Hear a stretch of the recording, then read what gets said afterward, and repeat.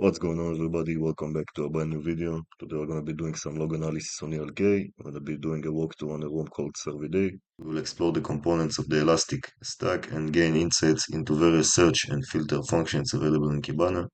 Our ultimate goal will be to decipher the actions executed by a malicious actor on the affected system. Additionally, to ensure that our findings are useful in practice, we will map indicators of compromise identified in logs to relevant tactics and techniques outlined in the MITRE attack framework. Okay, we're gonna start the machine. I already started it. So resize the screen. So basically the LK stack, it consists of 3 or 4 components. It has the Elasticsearch, Logstash, Kibana. It also has bits. I'm gonna read it briefly. As the central component of the Elastic Stack, Elasticsearch is an open source distributed search and analytics engine designed for storing and indexing large volumes of data. In typical SOC environments, analysts could use the Elasticsearch to store and index security logs, such as firewall logs, for fast searching and analysis.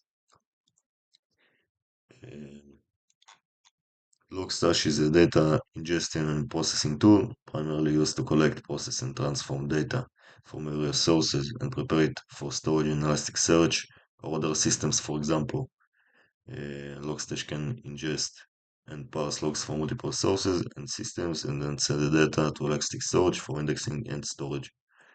Kibana is the interactive graphical and visual front-end powering of the Elastic Stack.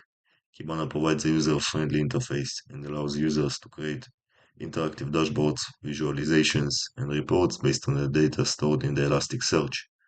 Along with the ability to search and filter log events, Kibana supports a variety of chart reporting for reporting visualization, including chart, bar charts, pie charts, heat maps, and many more. Using bits is not mandatory in the Elastic Stack, but they can be crucial in providing efficient secure data collection capabilities. Bits are lightweight data shippers that collect various types of data from different sources. Endpoints are going to be installing bits if you're in a corporate environment, installing the agents on different endpoints to collect all the logs from them. System logs, network traffic data, etc. Now that we better understand the main components that make up the Elastic Stack, let's move on to a much more practical hands-on scenario. What is the name of the open source search engine that Elastic Stack is built on?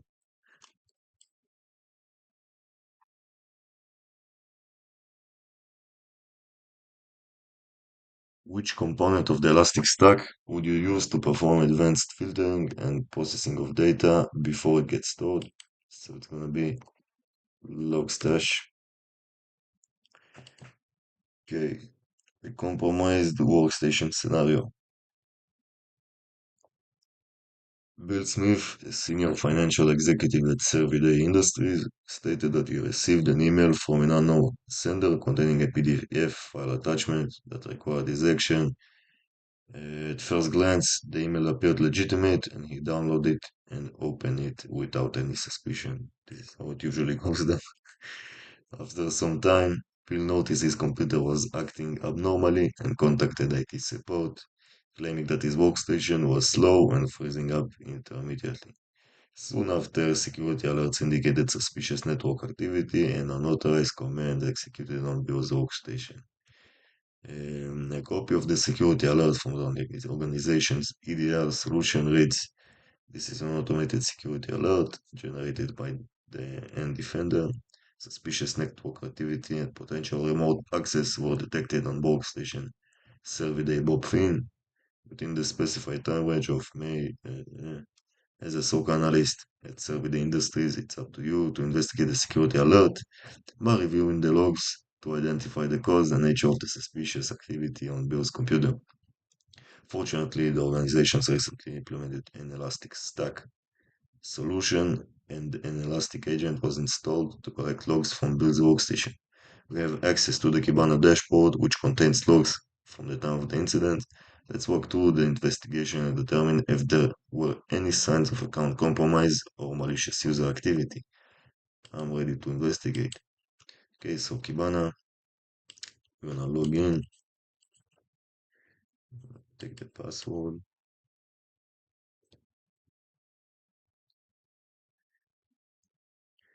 Yes, on the Discover tab in Kibana is a user interface that allows you to explore, search, and analyze data in real time.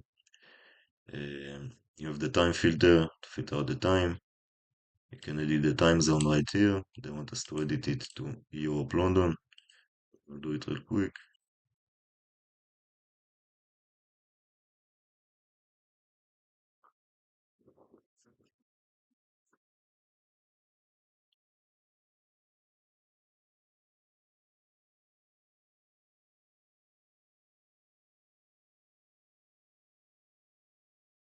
Make sure you change the time zone to Europe, London, like they're asking, and refresh. Okay, for this investigation, our team's alert mentioned that the incident occurred on May 11, 2023.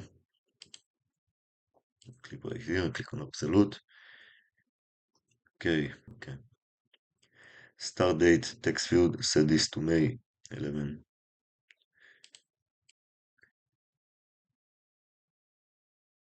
Okay, between 6:45 and 7:01. 23, May 11.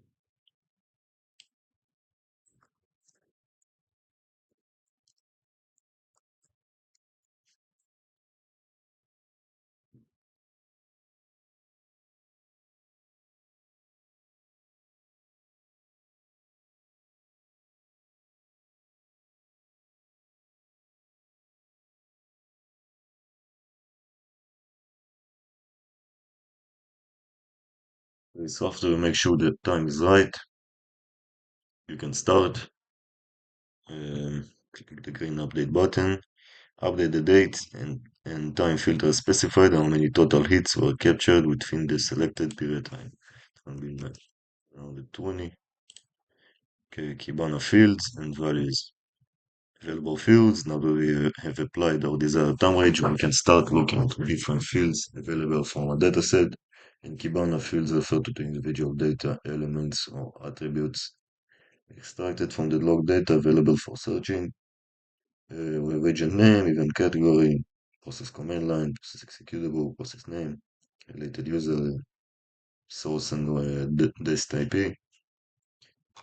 I'm not gonna read this, you can read this if you're really interested. Just gonna waste time on this. Look at the top values under the destination IP field. Which IP address stand out? I'm gonna look at the destination IP. Which IP stands out? So these IPs are all private IPs. This is a loopback. So the one that stands out is the public IP address. It's gonna be 84. You can also maybe check on Varus Total or BSDB, check what this IP is all about.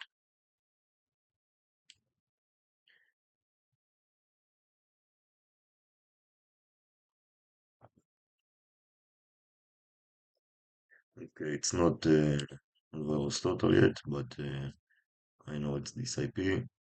Is an IP address lookup, such as IP location.io, what countries does this IP originate from? You can see right here, Latvia. Okay, which process name is running the most frequently on the compromised workstation? Which process name? Okay, process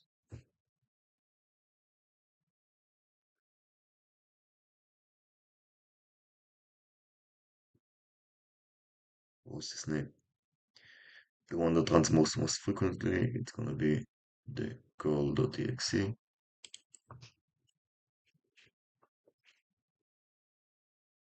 Okay, Kibana sorting and filtering. To start retracting the attacker steps, we can reverse order of the logs and show us everything from the beginning of our selected time range in ascending order. You have field filters, because we suspect a malicious document built, downloaded, and executed was a remote access Trojan. We should have log data showing commands run by the attacker on Bill's behalf. Okay, click on the process command line. So I'm gonna click on filter for field present. After running the file, we should see the results in the data histogram. 174 logs. Additionally, because we are concerned with Bill's workstation, click on the agent name and click the blue plus button. Agent name. Click on Bob. Add it to the filter. Finally, repeat the same steps for the related user. Related user B Smith. Add B Smith. Command line process analysis. We should now be able to see the logs to which commands were run. Look at the first log entry in the list, indicated the process name, PowerShell.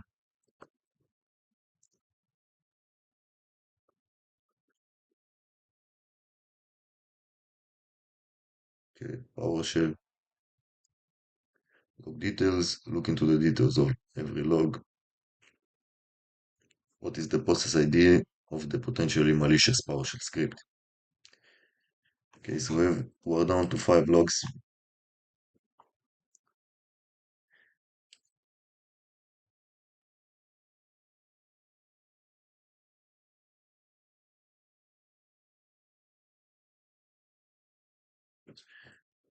The process command line.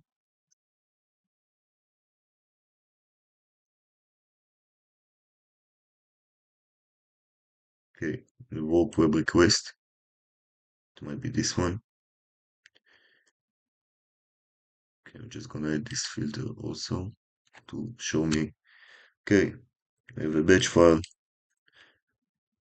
evilpair.hm. We have a web request for Mimikatz uh, credential dumping tool for the main environments. We have admin shell, we have WinPs, Windows privilege escalation, invoice pdf.ps1.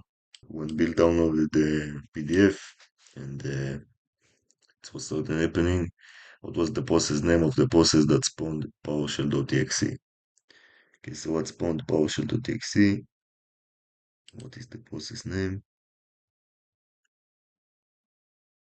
You can search here.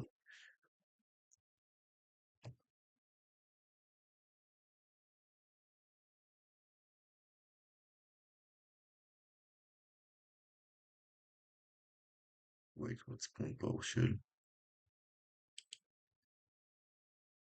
Parent process name, okay. Okay, explorer.exe. Explorer.exe. Okay, so what was the process PID of the potentially malicious PowerShell script? Okay, so we have um, a batch file, which is a PowerShell script turned into a sort of executable. And we also have the PS1 script of the invoice.pdf. So it's probably going to be the first one, the PS1. I'm going to look at the win log on process PID. Just going to look at PID. Okay, it's going to be 6712. Okay, indicators of compromise, discovery, the meta attack, tactics, techniques, and common knowledge framework is a globally recognized knowledge base and metrics that provides comprehensive structured catalog of adversary behaviors and techniques. Okay, so in a lot of corporate environments, you're going to be using the MITRE attack, adversarial tactics and techniques and common knowledge by MITRE, and it helps you better understand the scope of the attack. Also, attackers use it, but mostly blue teamers use it. Um, it's out of scope for this video, but we're gonna use it for the video. You can see like you have techniques based associated with different APTs. Once you click on something, we're gonna show you more. Uh, it's basically the like a playbook. What you're gonna do when an incident happens. Uh, it's probably the best one to use. It might be a little complicated. Invoke web request CMDLET, retrieves data from web server, obviously. Take a look at the entire command line that was run. I already did. WinPs, Windows Privilege Escalation. From this web request, it appears that the attacker CMDLET to download the WinPs, any file from the attacker server, saving it as WinPs. Registry queries. After executing WinPs, it appears the attacker found a potential avenue for privilege escalation from the script, output and made some queries to the Windows registry to validate. That's not good. What is the domain name of the attacker server hosting the WinPs executable? Okay, so WinPs is gonna be on. What is the domain name? Okay, evilparrot.phm. What is the full path of the HK local machine registry entry that was required? What that was queried? Look for reg query. We found for its. Okay, reg query. Always installed. Admin shell.msi. Backdoor shell. What is the full path of the HK local machine registry? HK comment user. HK local machine. Okay, this is the full path.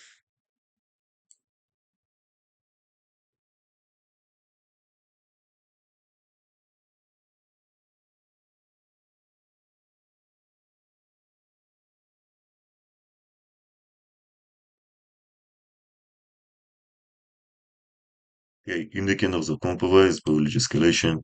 Privilege escalation in the context of MITRE attack. The first two tactics used by adversaries to obtain higher access privilege with compromised system or network.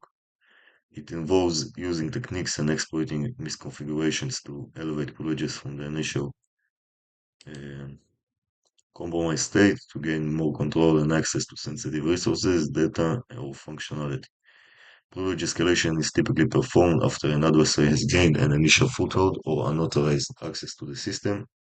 By escalating privileges, adversaries increase their ability to move laterally within a network and access sensitive data, execute malicious scripts, actions, and potentially evade detection by security controls. Using KQL, Kibana query language, to identify privilege escalation by searching always installed elevated privilege escalation technique, it appears that it's a common exploit by attacker required executing a malicious MSI file, the admin shell.msi. So they want us to look for process command line contains MSI, admin shell.msi, invoke web request from the attacker's domain.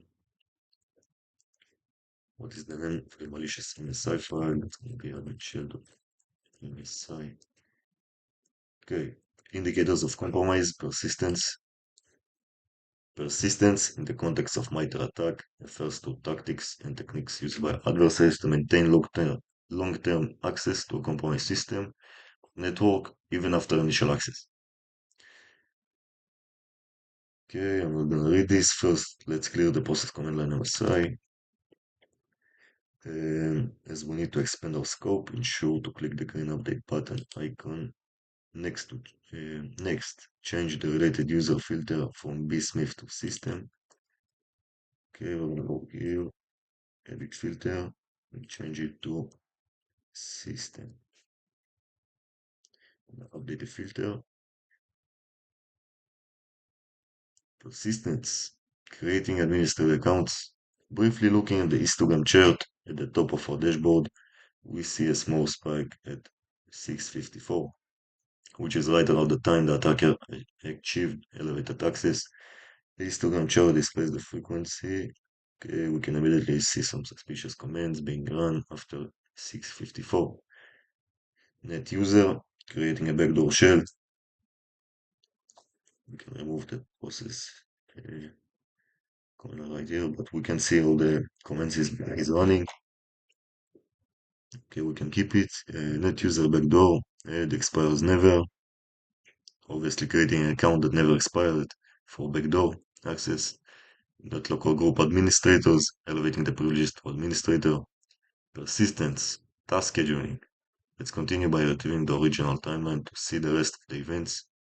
First, I wanna probably can answer some of the questions right here. What is the flag sent via call request to Visual Parrot server?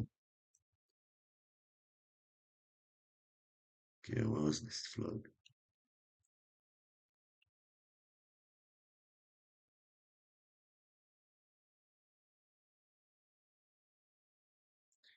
Can you hear me?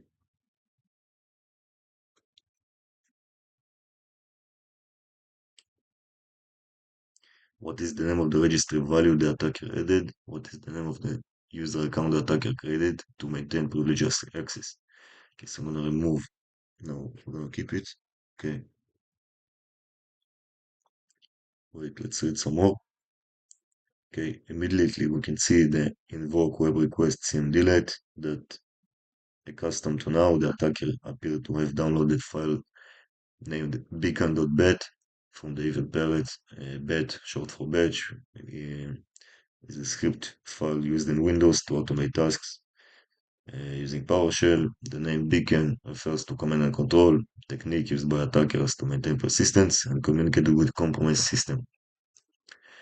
After several log events indicated the download, it looks like the attacker was running the beacon.bat file, which was immediately followed by several current commands, likely sending data or signals to the command and control server, retrieving to our original timeline once again, narrowing down to the next time block to 6:57. We can see the following interesting command, the schedule tasks. We can look here for schedule tasks. Okay, maybe they want us to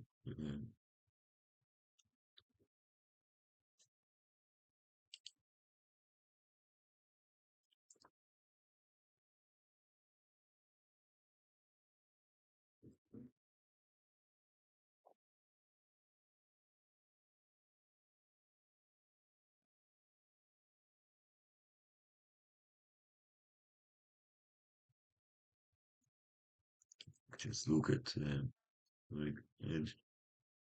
I'm gonna find it. Okay, you have the reg edge adding a registry. How can I explain registry briefly? Basically, if you change the registry, you can really manipulate and change the Windows operating system. Uh, Attackers like to edit registry values and modify them, delete them. Registry, it's really complex to understand, and it's really critical and sensitive parts of Windows. If you change them, you can really mess up your computer. Attackers like to use it to maintain persistence, evade detection. Um, this one I can briefly explain registry. You can check videos about it, read about it, but it's out of scope for this room. By expanding this log, we can quickly determine the attacker access the Windows registry, add a new entry. Um, the entry he added was the admin shell.msi backdoor shell. What is the name of the user account that the attacker created to maintain privilege? The attacker's name, the user's name was backdoor. He added into the administrator group. What is the name of the registry value the attacker added? The name of the value is backdoor shell. Okay. Indicators of compromise. Lateral movement. In the context of MITRE attack, lateral movement refers to the techniques and methods used by adversaries to pivot to multiple systems and accounts to explore the network to gain access to their target. Once an attacker has gained initial access to a workstation, they might use lateral movement techniques to explore the network and find other systems to compromise. This may involve leveraging vulnerabilities or weaknesses in the network protocols or software, using stolen credentials, passing hashes, or hijacking existing sessions to move from one system to another. Okay, network enumeration. The first curious log entry that suggests the attacker might be preparing to move laterally can be found in the fourth log event within our current filter, ping payroll. It's not in my current filter, but I'm gonna look for ping payroll. We don't need the okay, ping payroll, Servidae, internal. It's trying to ping another machine, check connectivity, internal resources, 657, I'm already there. Immediately after updating the timeline, we can see several logs attempting to make call. Oh, they want us to update the timeline. My timeline is fine. Maybe, okay.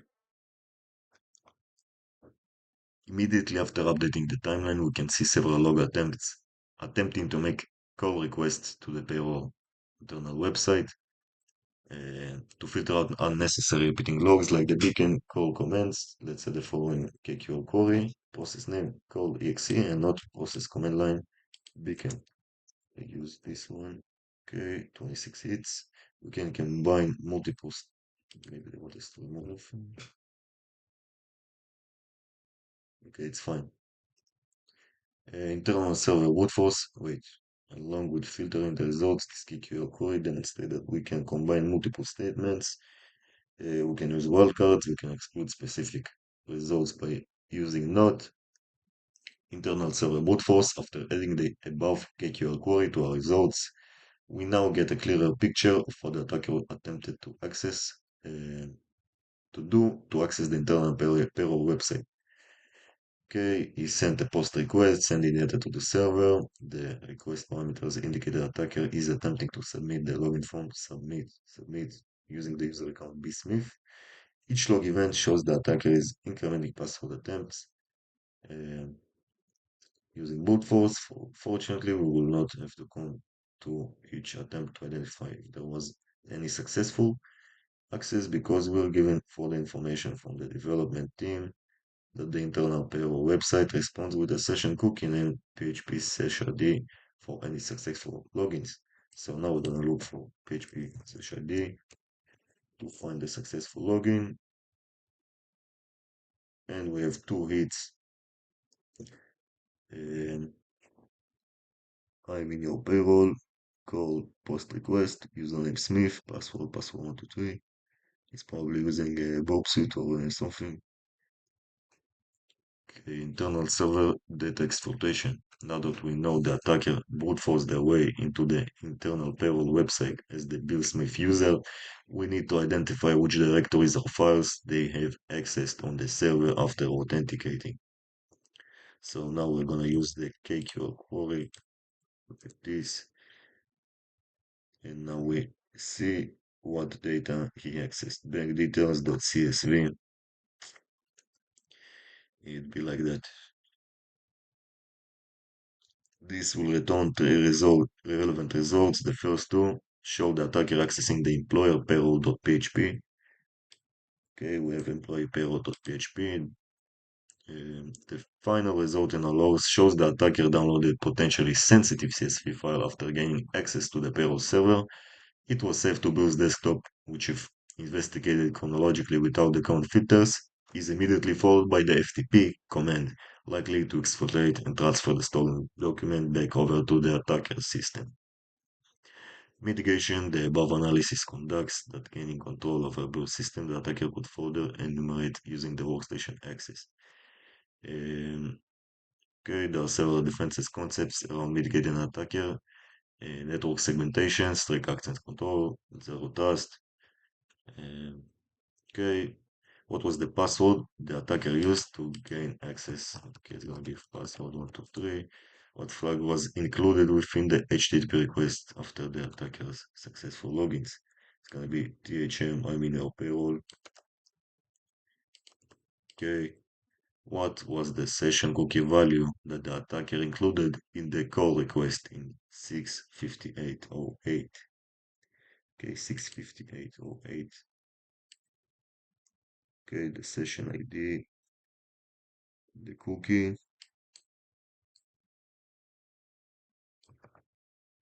It's the cookie. what is the name of the sensitive file that the attacker downloaded. He downloaded two of them, but based on the size, I think they refer to the bank details. .csv. .csv. Okay, conclusion. Um, to summarize our analysis, we identified several indicators of compromise on closed workstation. We mapped out several of these logs, events to common tactics and techniques conducted by threat actors. Next step, containment, eradication, recovery, and post-incident activity. Um, okay, I'm not gonna read all of this because this video is way too long. Thank you very much for watching, guys. I hope you enjoyed. I'm gonna make a lot of blue teaming videos, SOC analysis, and videos like this. I hope the video was not too long. I hope you enjoyed the video. If you do, please make sure to like, subscribe, share with your friends, comment.